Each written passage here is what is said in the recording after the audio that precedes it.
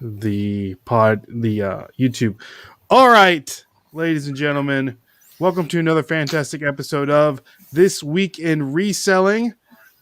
Oh, there it is. There goes my YouTube. So, welcome to another fantastic episode of This Week in Reselling. My name is Ray. I am joined by none other than my brother-in-law, Dustin. What's up? Say hello to the people, D. How's it Dustin going? Dustin and I are currently licking our wounds from the beating that the Arizona Cardinals gave the Tennessee Titans. But hey, it's only week one. We got plenty of time left. So pray for the Titans as they make it to week two. And I'm joined with our guest today, Dustin with Bold North Flips. How are you, Dustin? I'm doing great, other than, again, licking my wounds from the Vikings overtime loss today. I saw that. And having Derrick Henry on my fantasy team, but other than that, doing great. Tell me about it. Who did the Vikings play today? They played the Bengals. The Bengals. Joe Burrow. Do you live in Minnesota, Dustin? Yep. I am in Minnesota. I am like 20 minutes outside of Minneapolis. So, okay. Hardcore Vikings fan. Okay, nice. Got tickets? Got season tickets? I don't have season tickets. No, I try to go when I can, but I've never. Gotcha. Yeah, it's usually try to get at least once. Go to one game per season if the tickets are cheap enough. So yeah, I heard that new stadium is awesome. Yeah, it's really great. Not a bad seat in the house. It's awesome. We need to go up there, Dustin, because it's an indoor stadium. Mm-hmm. Be fun to go see the Titans Vikings game. Oh yeah, that would be great to go last year. They played them last year there. Yeah, that was I think we were looking good, and then I think you guys ended up winning or something. It was a close game. Mm-hmm. Yeah, but Dustin, we appreciate you coming on. We're gonna get into the nitty gritty, but before we do, we just want to just tell us a little bit about yourself, dude. Just tell us about your trash to cash, baby. Just tell us how long you've been reselling, what platforms you've been doing it on, and all that good stuff. Sure. So I've been reselling a little bit over a year. I started kind of at about when the pandemic started. I was one of those people that was kind of against TikTok, and I never really got into it, and then I downloaded it, and then I got super hooked. I came across our good friend Carrie over at American Arbitrage on my For You page, just out of nowhere. And during quarantine, like, I've always kind of been interested in kind of like treasure hunting, but never finding things to like resell myself. Like, obviously if I found something, I do like a one-off, but never something like consistently reselling. So when I started seeing Carrie's videos, I just started going to the thrift stores and kind of looking at everything I could, trying to learn as much as I could. And then I just kind of took off from there. I started kind of posting on Mercari, just little things. And then it started to kind of gradually build up where it's something that I can do, for a part-time hobby and like a part-time job just to kind of pay any extra bills that I had coming in. So that's kind of most of how I got started. And then I just I've never been somebody who, prior to like posting on TikTok, has been comfortable putting myself out there, but I started doing it and people started liking what I was doing and asking questions. And I just, while I was learning, I wanted to help other people learn as well. So that's awesome. Yeah, I think Carrie's videos, it's kind of like the gateway drug into the TikTok reselling. Those are always coming up. I don't even remember the first video that I saw of Carrie's, but so did TikTok did that get the juices flowing? Yeah, basically, like I never realized how big of a community there was until I saw Carrie's videos, and then I just kind of started doing it myself. Like I said, I've always been interested in kind of collecting things, but never like going and just stashing things in my basement, posting them and waiting to resell. So that's kind of how it mostly started. Nice. And then from there, I started looking up videos on like YouTube for like shipping tips, and just other general tips for reselling, and that's kind of how it all got started. So That's good. I know shipping can be kind of a, what would you say, DJ, a like a learning curve for sure, right? It is. I've made mistakes before. Shipped something, cost way too much than what I sold it for. It's Yeah. happens once or twice. Have you ever had that happen to you, Dustin? oh yeah, all the time. I've had it. I think I had it happen earlier today where I miscalculated the shipping, and then I ended up having to uh, try to misshape the box more so I could get it down like 4 or 5 inches just to save yeah. some money. But yeah, it happened. It's happened to me plenty of times. I'm trying to get better at it, but I'm not at the point where I can just look at something and I'll easily know what the cost is going to be. I know a lot of other resellers are like that, but yeah, I mean, it happens. You just kind of got to take your losses and then move on. Yeah, we all gotta live and learn for sure. Mm-hmm. So let's say hi to some people in the chat that have joined us today. We have our friend, the OG, Glenn, the Swamp Picker. I know that Glenn lives down in Louisiana, in New Orleans, I think to be exact. And he had some issues with the hurricane coming through, but he's alive. He's doing good. He's That's well, and he said the Saints won. So They Awesome. did win. So he's doing good. And then we have Jeremy with Colts Comics, a friend of the pod for sure. He says, "Hey, dare to say my pal Dustin."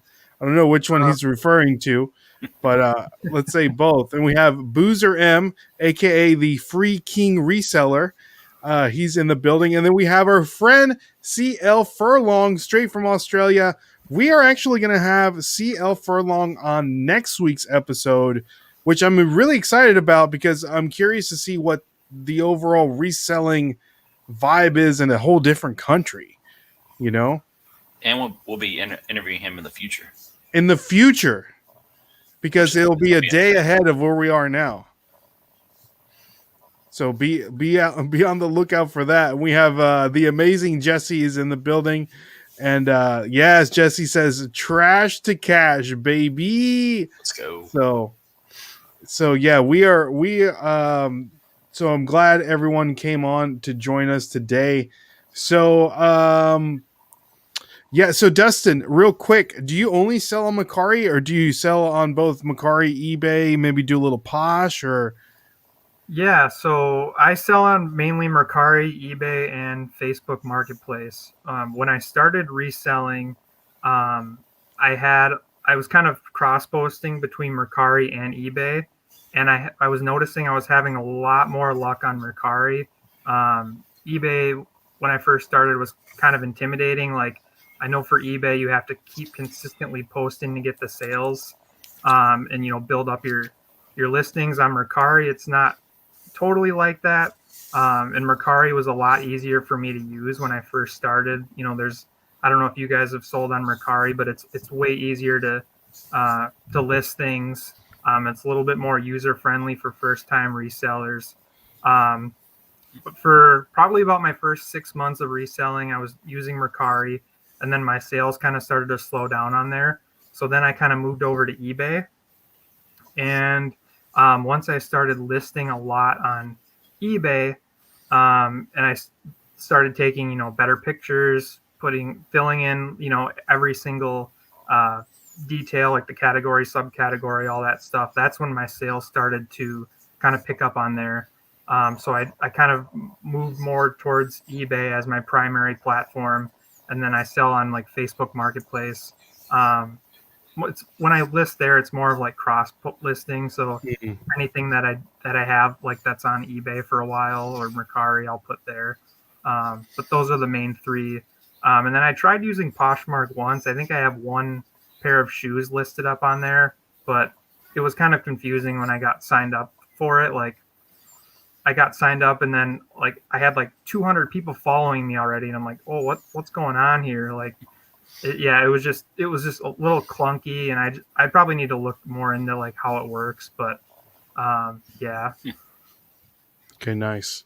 I know that I've never sold anything on Macari. I know I've bought a couple things on Macari, and I just don't like the way that it works, at least from the buyer perspective. I don't know, from a seller perspective, it could be a little different. Have you ever bought anything on Macari, DJ? No, I've dabbled into maybe buying some stuff, but I never really pulled the trigger. Nice. And guys, I'm calling Dustin, my brother-in-law Dustin, DJ, because we have two Dustins in the building. So just so there's not any confusion here. So if I say Dustin, I mean our guest Dustin. If I say DJ, I mean old broski. So all right. So before we get into our favorite segment on the show, overrated, underrated, we do want to give a shout out to our sponsor of the podcast, Popping Off Toys. Dustin, do you like Funko Pops? I do like Funko Pops, yes. Well, if you're in the market for a Funko Pop, it'd be good to go to poppingofftoys.com and use the code Nashville Flippers, and you'll receive 10% off anything in the store. I know Christmas is coming up. They have some advent calendars that are really popular right now. They got some Pokemon advent calendars. I think there's some Harry Potter advent calendars on here. So if you use the code Nashville Flippers, you'll get 10% off your whole order. And they're local to Nashville. We actually interviewed Wes with Popping Off Toys on here maybe 3 weeks ago, I believe. And it's awesome. Go back and listen to that episode. One of the things that they really touch on is they are also collectors of Funko Pops. So they know the importance of how crispy and minty a Funko Pop should be delivered. So they are guaranteed to have the Funko Pop ship mint to your door, which is awesome. Have you ever sold any Funko Pops in the past, Dustin? Yeah, I have sold some loose, which means that they're not in the box, and I've sold some that are in the box. With Funko Pops, the boxes are pretty fragile, so they're not easy to ship. So I've kind of been trying to figure out what's the best size box to get for those. Just because I know that if I'm sending one to a collector, they're going to look at the box on every angle to make sure there's not one ding in the box. So yeah, but I have sold some. Yeah, it's I know. Yeah, especially they're really, really particular about what the box looks like, because now they're even getting Funko Pops graded, which is insane. I didn't know that. Yeah. So what's the company, Dustin? Is it CGC? Are them the ones grading the Funko Pops? I think so. I thought all of them were doing it. All of them may be grading them. So. Possibly. But I think maybe CGC, could be SGC. It's one of those for sure.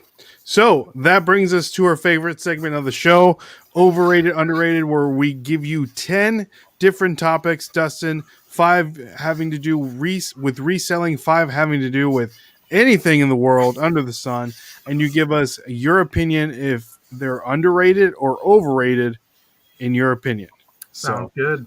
So DJ, do you want to take the odd numbers on these? Yeah, I'll do that. Okay. Let's do it. I'll start it off. Overrated, underrated, golden doodles. Golden doodles, the dog breed, correct? Yes. Correct. God, I don't know if I've ever seen a golden doodle. I would probably have to say underrated, because if it's a cross between a golden retriever and then a labradoodle, I mean, they are both dogs. I mean, the labradoodles are, so I would probably have to go ahead and say underrated. So you've never seen a golden doodle before? I don't think so. Maybe I have. They look like poodles, and they're just, I don't know, lab poodles. Golden doodle. No, those are golden retriever poodles. Okay. Yeah, maybe I have seen one. It's probably been a while. Yeah, they are kind of cute, especially I'm looking right now on Google, and they are puppies. They are pretty cute. Yeah. A lot of people buy them because they're like hypoallergenic. Oh, okay, that would make sense. Yeah. So, all right. So next topic, Dustin, overrated, underrated, promoting listings on eBay. Okay, so this is a pretty good one. I would say promoting listings, definitely underrated. It's something that I recently started doing on eBay. I think I came across your good friend Jess, Gorgeous Yeah. Boutique. So she posted a video of how to post your listings all in bulk and promote them. So when I did that, when you promote your listings, you can choose a percentage, which I think it's basically like what percent of your listing will get put out there. So I usually do like 2%, which puts it anywhere. The fee is like anywhere from 5 cents to like $1 basically to promote the listing. But when I started doing that, my sales picked up really quick. I think I did it at the beginning of a month, and then I had like 40 or 50 promoted listings sell within a couple of weeks. So definitely something you want to do, especially if you've got a lot of items that are sitting around. Wow. Okay. I have never promoted any of my listings. I know Dustin has. I'm a fan of it. Yeah. Tell me your thoughts, Dustin. I'm curious to see what you think about that. I mean, I've promoted stuff that's been sitting for a while, and I've sold it in a couple weeks, if not that week. Just, I don't know what it is. I think it's just, okay, you're promoting it. eBay gets a percentage. They're going to get a little bit more. So they're, of course, going to help you try to sell it because they're going to get a bigger cut. So yeah, that's my thought on it. Yeah, I need to do that. Like you said, Dustin, that I got some stuff sitting around that I think would be good to promote the listings. The Amazing Jess says I promote my listings and they sell faster. WikiPix, he says I always promote at least 1% and get a lot of sales from it, which is good. And let's see, Boozer says that from what I've heard, those that promote sell faster across the board, which makes sense because eBay is getting more money, so they're going to be pushing the algorithm towards the top. And let's see. Boozer also said that fun fact: Dustin's beard is hypoallergenic. Is that true, Dustin? It is. No sneezing for anybody over there. No, sir. So, all right, Dustin, you want to grab the next one there? Yep. Overrated, underrated, scary movies. Okay, I am not a big fan of scary movies, so I would probably have to say overrated. I think the last scary movie that I saw in the theater was probably one of like the Friday the 13th remakes, and I was on like a date in like high school. But yeah, I've never really been a big fan. I do like scary TV shows. I like American Horror Story. And some of the other, like, I can't think of any other like suspense TV shows out there, but yeah, never really been a big fan of like the blood and the gore. But when it comes to like the scary movie, like the VHS tapes, I know those do sell well. So if I ever found one, I would not even hesitate to grab it. So yeah. What about you, Dustin? Give me the classic. Give me the classic horror movies all day. Some of the new ones are like, eh. I like the newer Halloween movies, but that's about it. Like the ones that came out last 5 years. That's Michael Myers, right? The Halloween correct. One? But give me the older ones all day. So you said what is Dustin? You were talking about American Horror Story.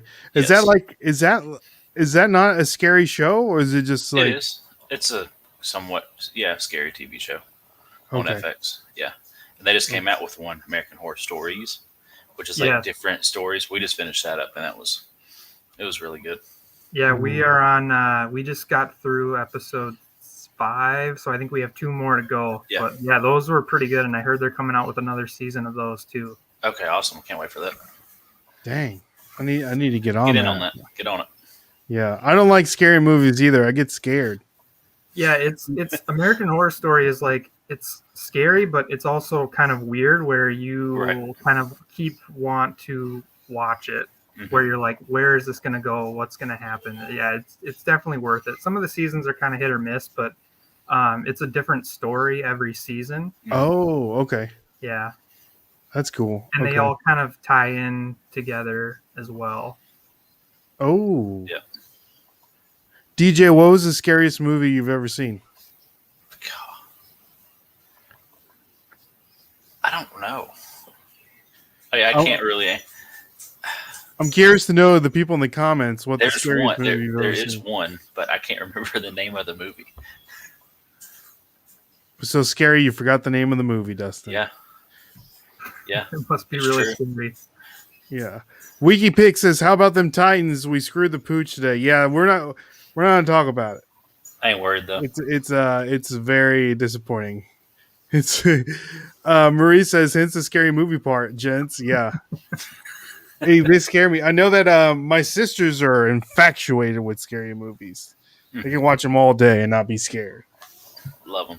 So, all right. So next topic on here, Dustin, overrated, underrated, selling blank media. Blank media, definitely underrated.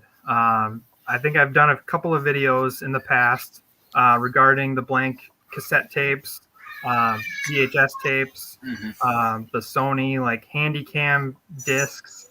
Man, that stuff is just hot sellers. I think it's mostly because people want to use them to kind of recreate like old videos or make new videos with old technology. Like I just sold a set of 3 sealed cassette tapes for $62, and they were from like Japan or something. Like I had no idea. I've never even heard of the brand. But yeah, they are always hot sellers, especially sealed. I think even like the blank ones that are open, you should have no problem selling them. Mm-hmm. What's the biggest? What was? My nephew's saying night night over there. Yep. All right. Time for him to go to bed. Time for bed, Michael. What is the biggest amount of like? Is it better to sell cassette tapes, VHS tapes, like the Handycam tapes? Like, what brings the most money? I think it's mostly anything. I think it's mostly cassette tapes, not like your standard size VHS ones, but like the super small, like I forget what they're technically called, but they'll go in like those old camcorders, or the Handycam ones are like they're small discs. I think they're about the size of like a GameCube disc. Those are the ones that I think sell the most. Yeah, not your standard size VHS, but anything else that would go in like a smaller device. Yeah, I've never found any blank media out and about. Didn't you find some blank media, Dustin, recently? Yeah, Goodwill found about a couple weeks ago. The Sony, it's like for the Handycam camcorder money. We got like 4 of them for 99 cents, and got them up for like $15 right now. They don't go for a lot, but I mean for 99 cents. Yeah, can't beat that. WikiPick says I made $60 on 4 blank new 8-track tapes. Oh wow! I didn't even know they had blank 8-track tapes. Yeah, I've never came across those. I don't even know if I know what a regular like 8-track tape looks like. It looks weird. Yeah, they're different. So next one up, Dustin. Overrated, underrated. You got that one, Dustin. Number 5. Overrated, underrated Pizza Hut. Oh, Pizza Hut. Well, if it's in the 90s where you can go and actually eat in the restaurant, definitely an underrated experience. You know, going to the buffet, eating with, drinking Mountain Dew out of those clear red cups. Yes. Wow, let's go. Like that's you just can't beat that. Now I would probably say overrated, just because you don't have that luxury. I think there are very few. I don't know if you guys have any down in Tennessee where you can go and eat in the restaurant. But I don't really order like Pizza Hut all that much. There's better places here that I would rather pick from. But man, that nostalgia just in the '90s, going to your Pizza Hut after like a baseball game or whatever, and just grabbing a slice from the buffet and just drinking that Mountain Dew, man, there's nothing better than that experience. Gosh, I can like almost like remember going in there during that. You know, I can't remember what Pizza Inn. We didn't have one here like where we're at in Tennessee. We had a Pizza Inn that's literally right there by the parks where the football fields, soccer fields were. Win or lose, you're going there, and you felt like you won, even if you lost the game. Mm-hmm. Just going there, eating all the pizza, playing the little games. I think Pac-Man or something like that in there. Mm-hmm. Yeah, we did have a Pizza Hut for a little bit here, Dustin. You remember that? It was probably the Pizza Inn. No, there was a Pizza Hut. There was a Pizza Hut. The buffet. I remember going in there and buying the Land Before Time hand puppets. Okay. Do you remember those, Dustin? I don't remember those. I've seen those. I think Colts Comics, if he's still watching, I think he sold one of those, or he might have found one recently from Pizza Hut. So okay. All right. So next topic, Dustin, overrated, underrated, Macari. I know we've talked about Macari, but overall, in your experience, definitely underrated. There are some things about Mercari that a lot of people don't like, and that is, having to wait to get paid. Yeah. It's not, in my opinion, something that's huge because in order for you to get paid, the buyer has to rate you, and they accept the item, and then in return, you also rate them. So you're getting like some feedback on your profile, and then after you both have done the rating, then you get paid right away. But as far as the platform itself, super easy to list on if you get the mobile app. There's only like 4 steps that you have to do. You just basically upload your pictures. There's only like 1 or 2 categories. There's like 1 category and 1 subcategory you have to pick from. And then everything's all pre-populated, so you don't have to worry about any manual entry. It's just super easy, super slick. If you're just starting out reselling and you find eBay intimidating, I definitely recommend Mercari. Nice. Okay. I need a cross list on Macari. I need Just to do test that. it out. Now, if they leave a good feedback and you do whatever, do they have the option to still return that item? No, they cannot return the item at all once they've given the feedback. Okay. So probably less returns, because I feel like I've been seeing more returns recently on eBay just because, like, won't even send the item back. So people I'll still keep my money, but some people are just kind of not even send the item back. They just try to get a return. Yeah. Item. Yeah, and I think Mercari recently added like a feature like where you have to actually check a box that says I accept the item in its current condition. So if they check that, you're pretty much off the hook. I've never had someone try to submit a return after that. So I have to give Macari a try.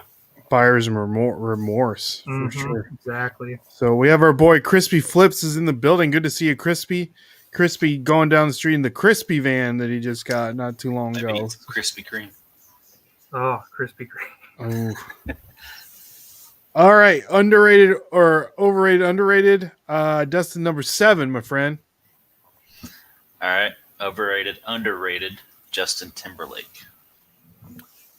I would have to say probably overrated. He was great in the 90s when he was with NSYNC, but I think there's only been like 1 or 2 songs that I've actually liked since he's kind of went solo.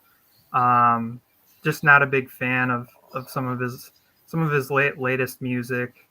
Yeah, but I was a big fan of NSYNC when they were big. So I think I saw them in concert, my first concert. So. Oh wow! Okay. Yeah, I think you're a big fan of NSYNC, and you didn't stick around to hang out with Justin. What was that? Timberlake. So, big fan of NSYNC, and you don't like Justin Timberlake? Yeah, I don't know why. I think he's better in a boy band, better in a group. But I mean, other than outside of like his music, he's a good actor. Yeah, that's pretty much all about I can say about. It's ever since he got the buzz cut. The That's what it is. Should have kept the Yeah. highlighted hair. DJ liked him in the ramen noodle Yeah. haircut. Yep. What He was always that shows movie? up around April too. When that's gonna be when that's gonna be. Oh May, yeah, May, gosh, that gets old so fast, so fast. What was that movie he was in where he was like the currency was like time, and they had like the time on like their wrist, and then like you can transfer. What happened was like a billionaire's daughter was gonna commit suicide, and then like she had given him all his time. I know. And so he became like this rich man. You're looking it up, Dustin? I'm gonna look it up, Justin. You know which one I'm talking about, Dustin? I've heard of it. Is it called like On Time or something like that? I It's feel like that, On Time or Out of Time. yeah. It was a good In- movie. I like that movie. In Time. Oh, close. What is it, Dustin? In Time. In Time. Okay. I like the concept. There was another movie he was good in. He was in The Social Network. Okay. Yeah. Can't forget about Trolls. Let's go. Mhm. Alpha Dog. Alpha Dog was Alpha a real Dog. good one. Wiki said that he was in Black Snake Moan. Really? I don't think I've ever seen that movie with I know who's in it. What Samuel L. Jackson and Christina Ricci, I believe. Samuel L. Jackson. What a Yeah. cast. I don't think I ever saw that one either. Yeah. So, all right, let's move on to the next subject. Overrated, underrated, Dustin. Selling board games. Selling board games, definitely. I would probably have to say underrated. You just have to know what you're looking for when you're selling board games. I use this one as an example all the time. Monopoly board games.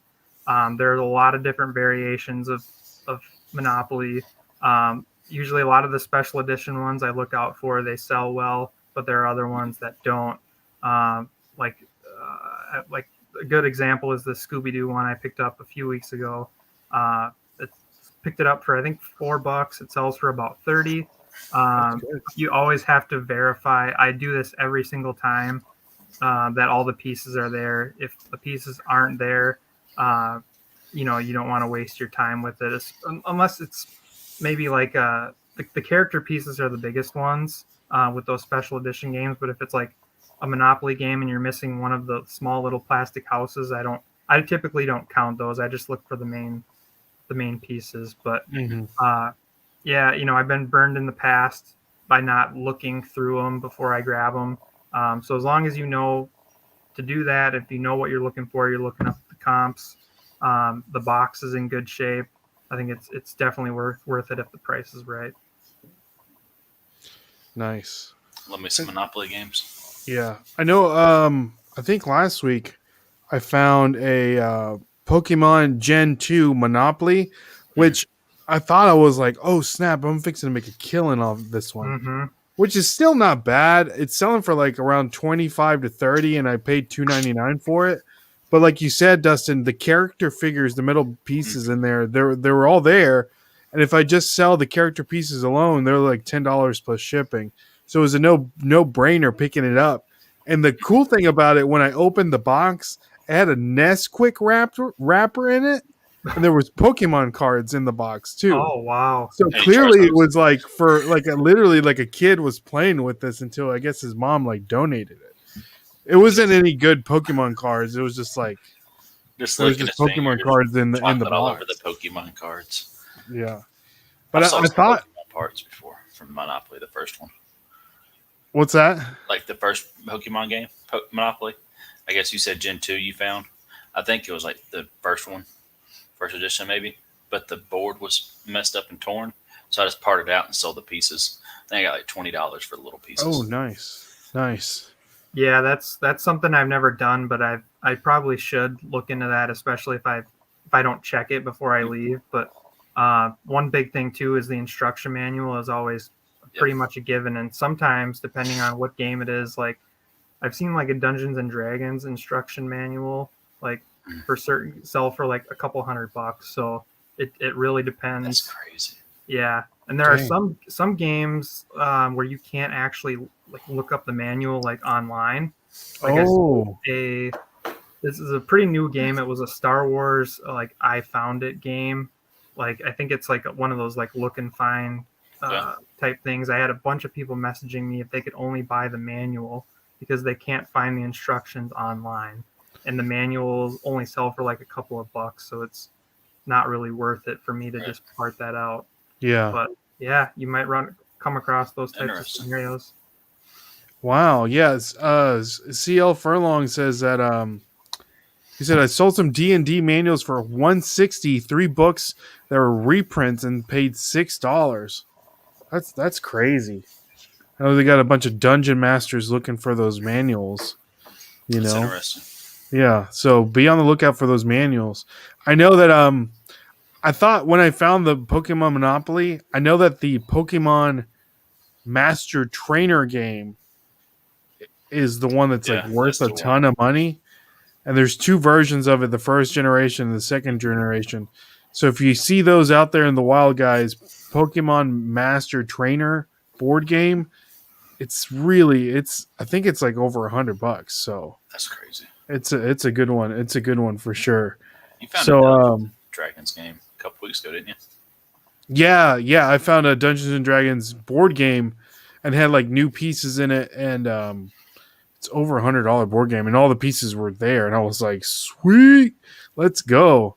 So it was it's the biggest find I've ever found at Goodwill. So I was happy to find that for sure. We got our boy Thrift BCQ in the building, coming straight from Canada. What's going on? WikiPix says be on the lookout for the old Bakelite checkers. They're worth a ton. Bakelite checkers.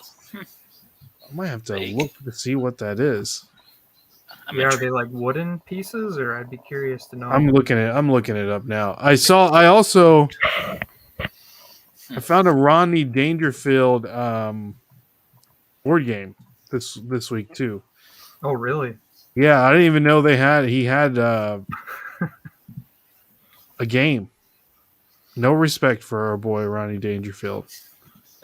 No respect. Let's see if we can see. Let's see here. Oh, Bakelite checkers. Here we go. That's what they. Oh man, these are cool. Can you guys see that? I can. Yeah. Okay. I guess it's the material that the checkers are made out of. It's like made out of what? Food? It's like different plastic. Yeah, I don't think I've ever seen anything like that. That's cool. Okay. Be on the lookout. Be on the lookout for sure. See, guys, you never know what we're going to talk about here. We're always learning. So here we go. Merino's what they are. It says it's an early form of plastics, and we have a set. Okay, nice. Very cool. Okay, cool. All right. Dustin, number 9, sir. Overrated, underrated, the Matrix movies. I've only seen the first Matrix. I would probably, from my own perspective, would have to say overrated. I only saw the first one. I heard the second and the third and maybe the fourth one weren't as good, so I just never got into watching those myself. And I did see the trailer for the newest one. I don't know if you guys are a fan, but I don't know if I'll see it or not. But I would probably just have to say overrated, not really my thing. So, wow. Okay. So what? Because I love the first Matrix. What about the first one did you not like? I was only probably about 10 or 11 when I first saw it. So I probably just wasn't mature enough to maybe understand what entirely was going on. Yeah. But I'll probably have to go back and watch it if it's available on like HBO Max or something like that. Yeah, it's on there. Oh, it is? Okay. Yeah, they're on there. I think I was like 13. Didn't it come out in 1999, Dustin? I believe so. Yeah, so I think I was like 13 or 14. I can't remember. But I hope the new one's good because I like the Matrix. The other two First one? sucked. The second one and the third one are terrible. So how But many the are first- there? There was like an animated one too. Did you guys see that one? Oh, Like the yeah. Animatrix. Yeah, that's right. I remember. And then there was the video game like coincided with the Animatrix also. It's like a Okay. period where there was like a video game which was like a continuing story of the Animatrix and went into either the third movie or the second movie. I can't remember. So, yeah. Thrift Piece is on it. He says released in March 31st of 1999. I knew it was 1999. There you go. All right. You're right So on I the was year. 9 years old when that came out. Yeah. Dude, okay, so The Matrix was the first movie I've ever watched on DVD. I remember getting my PlayStation 2 when it came out, Mm-hmm. buying The Matrix on DVD and putting it in there. And I'm like, wow, this is as good as it's gonna get. Look at this. Look at the quality on this thing. You know, This is gonna get this is as good as gonna get. This is the future right here. So big box TV and all. exactly. Gorgeous says, "Hey, fellas, good to see you, Jess. We are just talking about you not too long ago. So glad you can come on." So next one up and last one up, Dustin. Overrated, underrated, selling Funko Pops. Definitely underrated, and here's why. I've heard this a few times from other resellers, but a lot of people are calling Funko Pops like the Beanie Babies of this generation. They aren't as collectible. I mean, well, they're collectible, but they don't. Their resale value is not high at all. I typically only try to buy Funko Pops if I can get a good deal on them. Like a few weeks ago, I've spent $40 on like 26 Funko Pops. It came to like $1.50. Most of them you can, from what I've seen, is they don't typically sell like above like $20. So I typically try to stay away from them. Goodwill has them overpriced all the time because they know they're collectible. But again, it depends on which ones you find.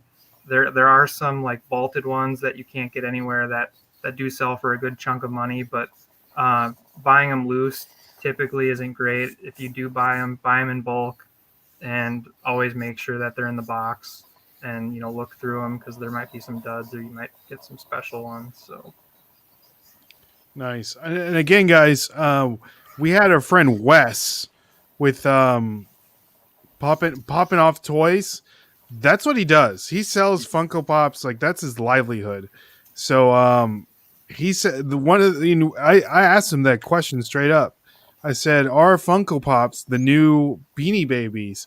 And he said, "Absolutely not." And he gave me the reason why is because Beanie Babies were just a stuffed animal that was collectible, and Funko Pops, it's basically you're buying nostalgia.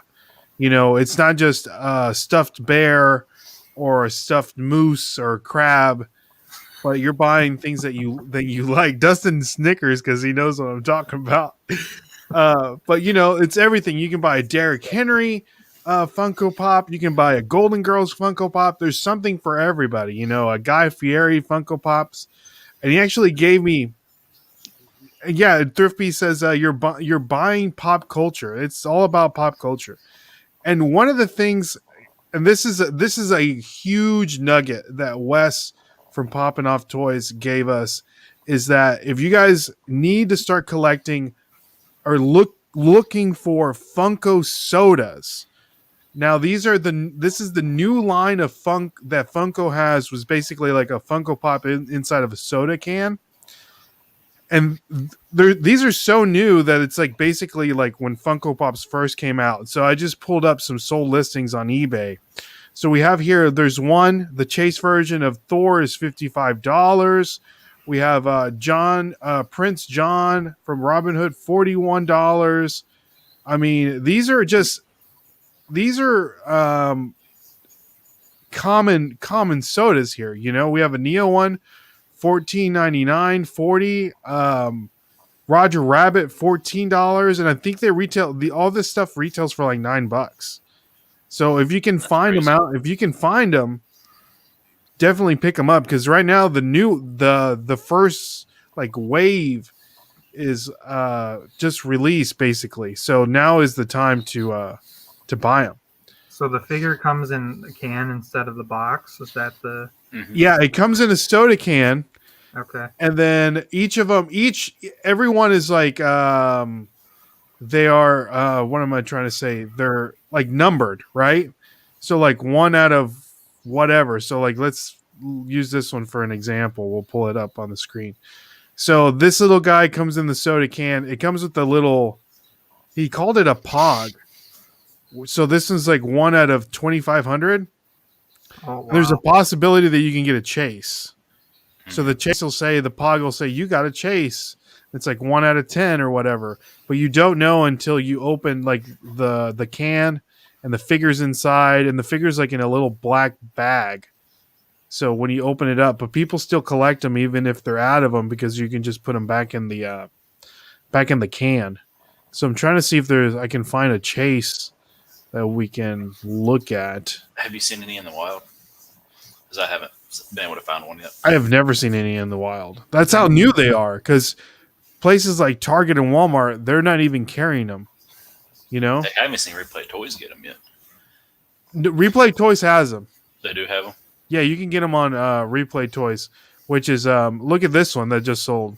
Yeah, look at that Captain America. Zombie Captain America. It's a glow in the dark. Yeah. Yeah, I was at a FYE. I don't know if you guys have those over in Tennessee or not, but a few weeks ago, and they didn't even have these yet. So yeah, they must be new. Yeah, I think right now Funko is only selling them to like mom and pop toy stores. Like you can't. Eventually, they'll be in Walmart and they'll have Walmart exclusives, stuff like that. Yeah. Mm-hmm. Like, look at this Groot, $103. You can get a case. I mean, definitely be on the lookout for those guys. If you come across them, definitely pick them up because this is like the new. Like down the road, this will be oversaturated with different figures, but right now they're just dropping heat. Hoping I like, can find some. If you can get, like, if you can find like the first ever Funko Pops that came out, be worth tons of money. So that's where they are with Funko Sodas right now. Let's see here. Marie says, you can make your own Funko Pop in your. Ooh, I would love to do that. That would be great in your likeness. Cool. Hey, yeah. Flippers edition. Oh, that would be cool. WikiPink said, then they won't be worth anything once the chains get them. That's true. That's why this first wave is the ones to pick up because those are the ones that are going to be worth money down the road because they won't be oversaturated. They're not going to be making the same one. They'll be vaulted, you know. Vaulted. So so that brings us to thank you so much, Dustin, for answering those questions. Absolutely. For overrated, underrated. So that brings us to the next sponsor of the show. And DJ, do you know what sponsor that would be? It'd be that bottle right there. Coldest. That's right. The coldest. And not just bottles. They got pillows. They got it all, baby. The sponsor, the coldest water bottle. Use the code Flippers and you'll receive 10% off. They just don't have water bottles, Dustin. They have it all. They got can coolers. They have stuff for your pets, ice packs, and show them the that thing pillow. that we figured out that they had that we didn't know they have. You can buy a pillow. Oh wow! The coldest pillow. Use the code Flippers and you'll get 10% off. How cool is that? Look at this stuff. Stays cool and long. One to test it because I want to test it. You know what? That's a great idea, Dustin. I will contact them. And I will ask them if they can send us a pillow. I want to test it. So do you have to turn the pillow over to get the cold side, or is it always cold? That's what always cold. That's what we're thinking. No flipping. You get to save some sleep, so you don't have to wake up in the middle of the night, flip it over, and then you're good. I think it stays cold all the time, 24 hours. See, it says the coldest pillow 2. So they did some adjustments because in the first one, they made it so cold, and when you flip the pillow over, it was giving people frostbite on the side of their sheet. So they said we got to fix it. We got to correct the formula, and let's come out with a new model. So if you guys want to in the freezer, like what? Or is there an insert? I don't know how it works. Some cold practical blend, memory foam and gel, Dustin. Okay. With a cold fusion weave. Okay. Interesting. Look at this dog. Look at this dog right here. Looks like it's pet friendly. Cold out. Just out cold. That's a cool looking dog right there.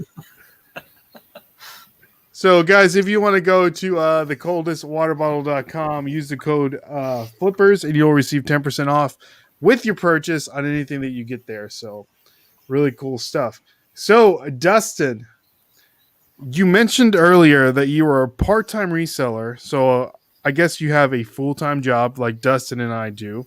Tell us a little bit about how you just prioritize your time. I'm sure you also have a family. You know, that's important. So how does that work? Because, you know, right now, to be honest, I'm struggling. You know, I'm super busy. You know, my other brother-in-law, Tim, was telling me, dude, you need to get to listing.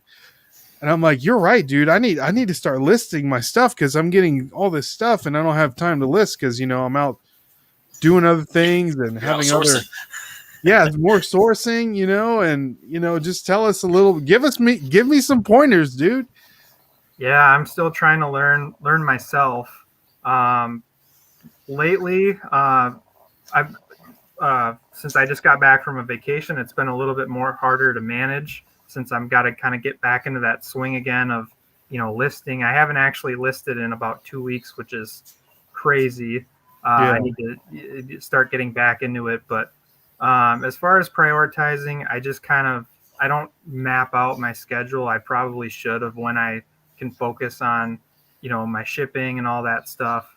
But I mostly do it, you know, I do have a daughter. So after she goes to bed is typically, or if she's at school, was when I try to get it done. Kind of during my break at my full-time job is when I try to focus on that stuff. But what I have found that helps is instead of listing all at once, is I try to put like an hour, if I can, away to only take pictures. And then as I have time, like if I'm, you know, sitting in a doctor's office or whatever waiting, then I'll just start listing everything right off the bat. So not taking the picture and then listing right away, just getting the pictures all out of the way and then listing as I have time. So, but it's hard, man. You know, when you got a family and you got a full-time job, having to find the time to go to the thrift store. When I go out thrifting, I like to just be by myself.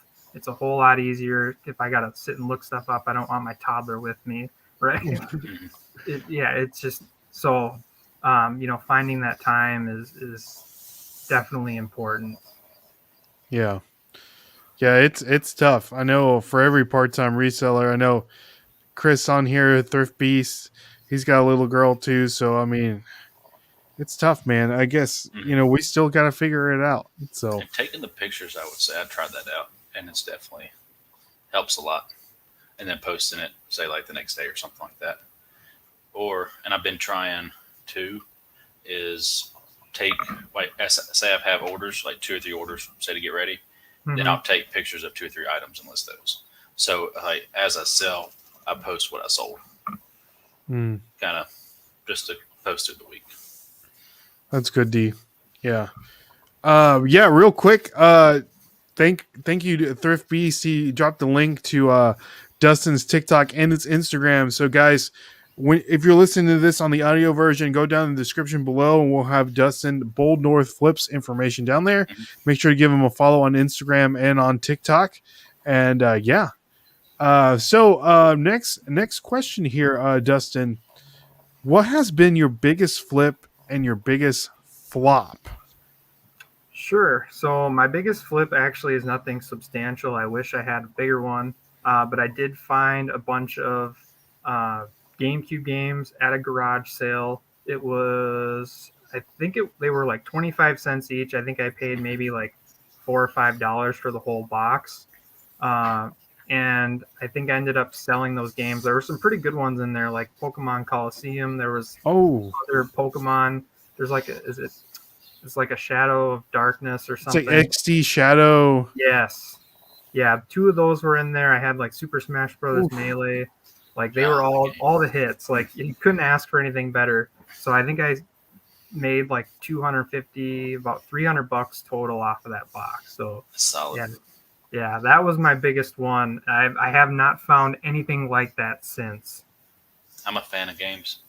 I mean, that's how we kind of started getting Yeah. our eBay going. Yeah. Selling games. Yeah, my biggest flop, I haven't had anything where I've taken a huge loss. I think it's just anything that I buy where I don't inspect the item fully. Like if I get home and I buy this Sony boombox and I find that there's corrosion in there and I clean it and it still doesn't work. It's just the little things like that. I haven't had I think my biggest loss total on an item was probably about 40 or $50, and that was because I miscalculated the shipping. So nothing too crazy. It's just the things that I buy that I'm like, oh, I shouldn't have bought in that, like plushes that sit around or Burger King toys that sit around that I bought in a lot for $5 or $6, just stuff like that. Do you have anything sitting around right now that you wish you didn't buy?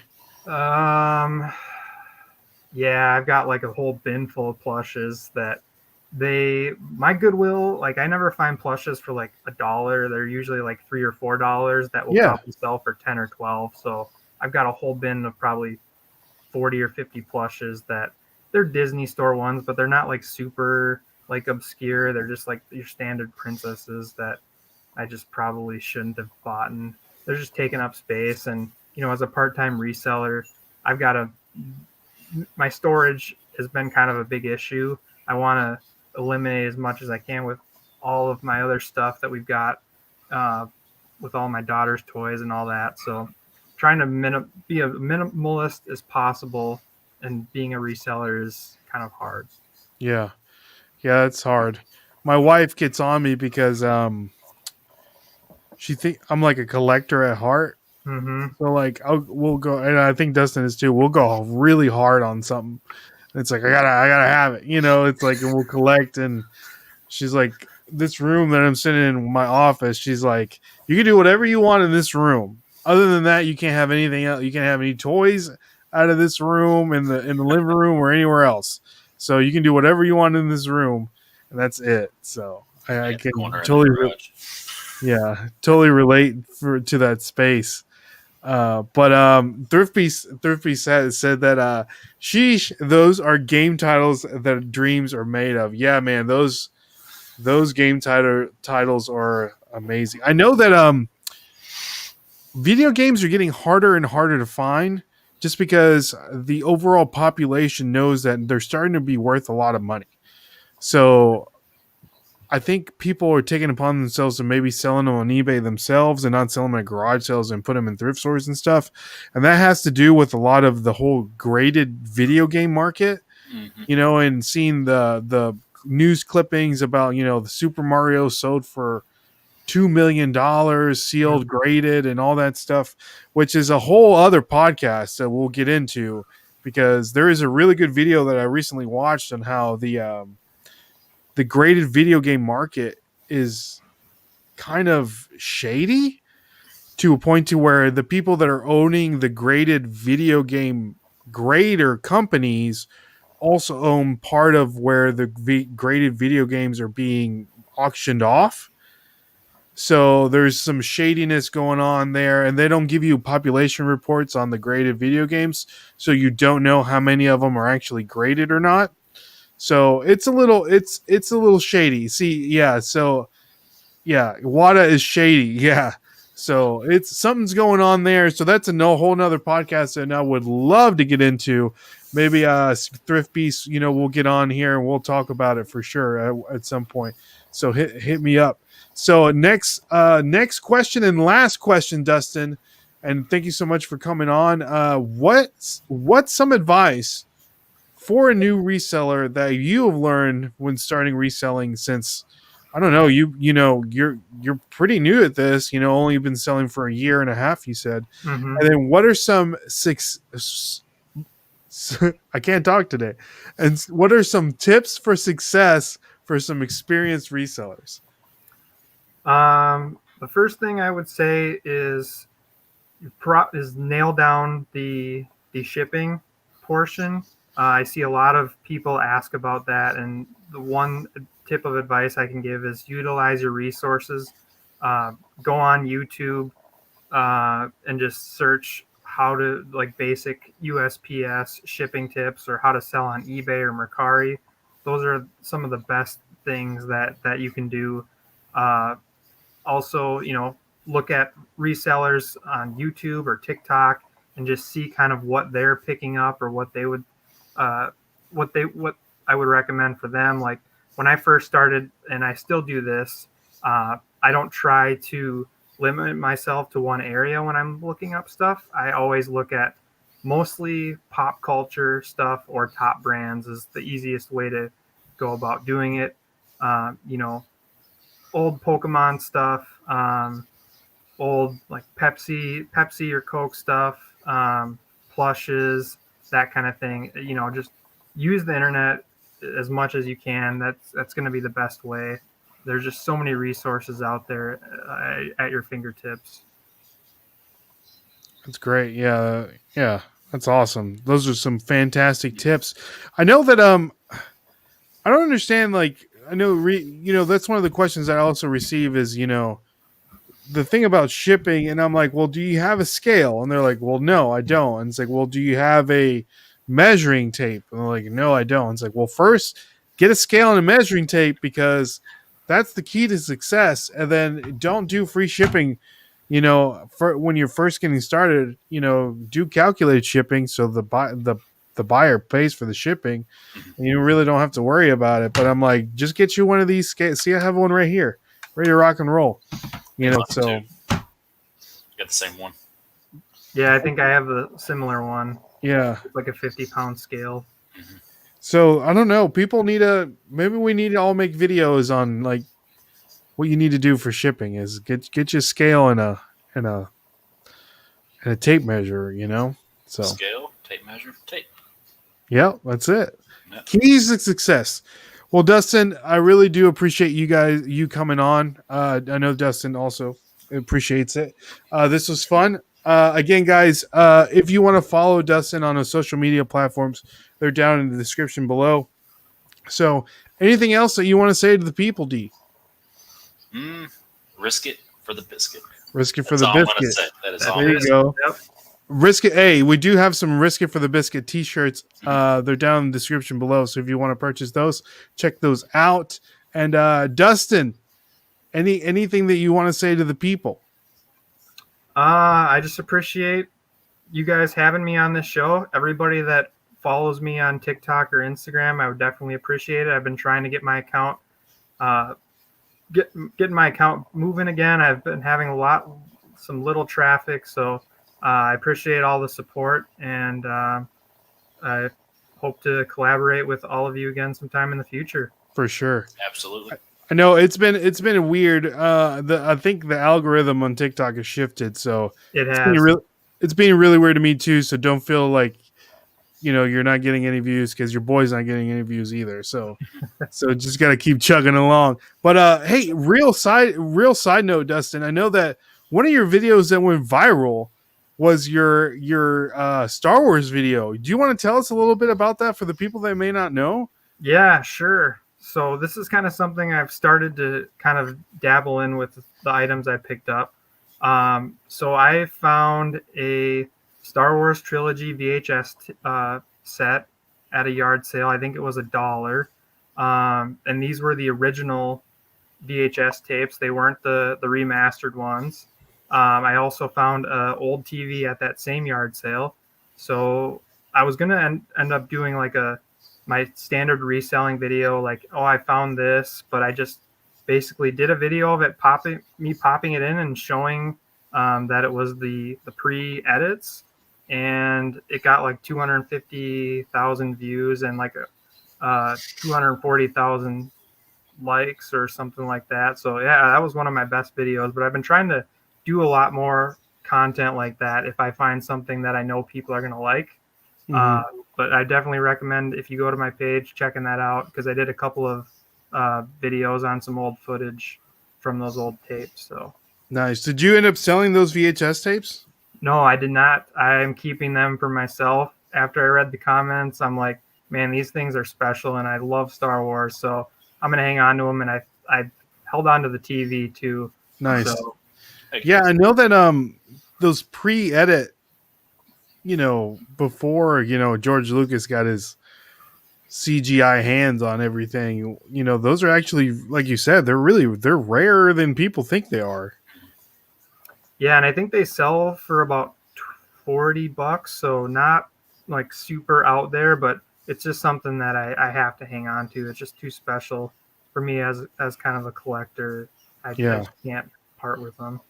Yeah, I'm looking at over here. I got a Twister VHS tape, an ET VHS tape, and Pokemon 2000 the movie VHS tape. Oh, awesome. Yeah, so get them graded. I don't know. It's just, I like having them. It's weird. Twister was one of my mom's one of her favorite movies, so I saw it and I was like, I gotta buy this, on VHS tape. I saw Retro Toy Envy. If you follow him he found a card in a Pokemon the movie 2000 at a Goodwill, one of the promotional cards in the VHS tape. Oh, nice. No way. Yeah. That's awesome. Heck yeah. Yeah, so check your VHS tapes when you're at Goodwill. You might find something like that. Oh, okay. Nice. All righty. Well, yeah, that concludes another fantastic episode of This Week in Reselling. We appreciate you guys coming on. Appreciate you, Dustin. Thank you for everyone for listening. Make sure you subscribe to the podcast. Leave a 5-star review so it comes up in our podcast algorithm. Hey, we're voted one of the best reselling podcasts in the world, Dustin. By several websites. So that's pretty awesome. I got wind of that not too long ago, so I thought that was cool. But yeah, so that concludes another fantastic episode. My name is Ray. My name's Dustin. My name is Dustin. There you go. And we'll catch you guys on the flip side. See y'all. God bless. All right. Thanks, Peace. guys. Yep. See ya. Bye. Hold on, Dustin.